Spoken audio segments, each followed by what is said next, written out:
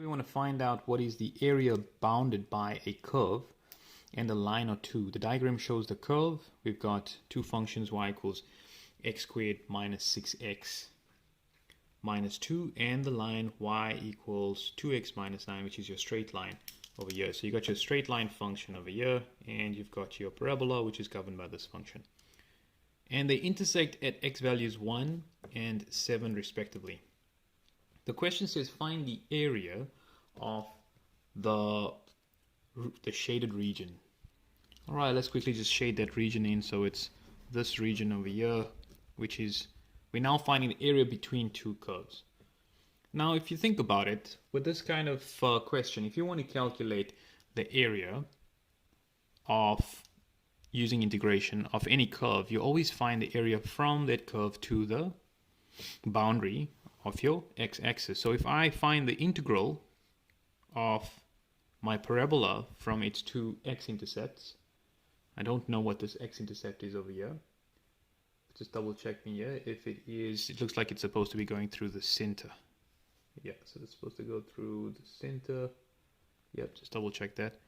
And if I have this over here, I've got from 1 until 7, which is the integral of this line over here, which will be that part and that part. So simply put, minusing and adding areas, I can get the total area. But what we must remember is that if I find the integral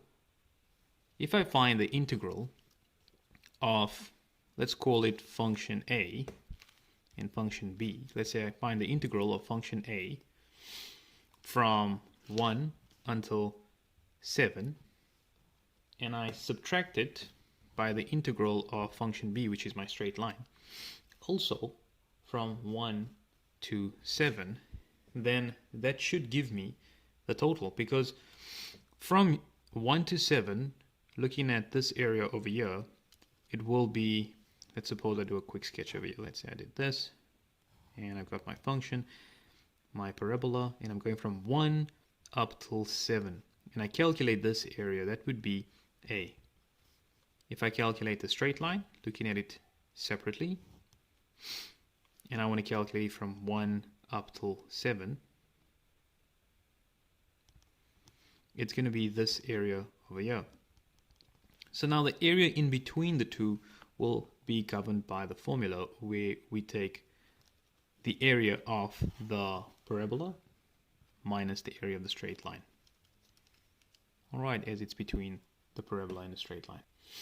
This is the governing formula for today, where we're saying that area is equal to, and you can put this one in your theory notes, a to b f of x dot dx minusing from a to b g of x dot dx. Or we can rewrite it as the area from a to b of f of x minus g of x in a bracket dot dx.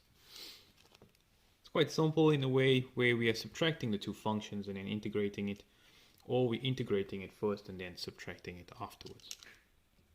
The reason we can remove this integral is because the integral is starting and ending at the same point. So therefore we can sort of, what you can say is factorize it. We sort of factorized the integral out of the function from there. Now let's go back to this question over here. When I find the integral from 1 to 7 of 2x minus 9 dot dx, all right, I can subtract the integral of 1, 7 of x squared minus 6x minus 2. Remember, this is a straight line minusing the parabola. I can bring it into a single integral and simplify it as negative x squared plus 8x minus 7 dot dx. Just to make a point over here, I did state that this was a and b. I should clarify that this should be the integral of b minus the integral of a.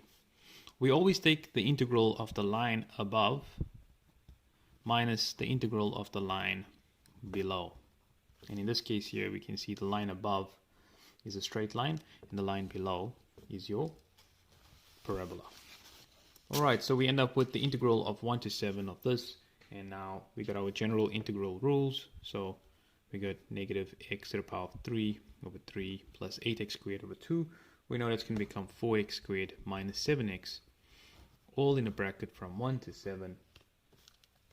And after substituting, I substitute 7 in here, I end up with minus 7 cubed over 3 plus 4 times 7 squared minus 7 times 7 minus 1 cubed over 3 plus 4 times 1 squared minus 7 times 1.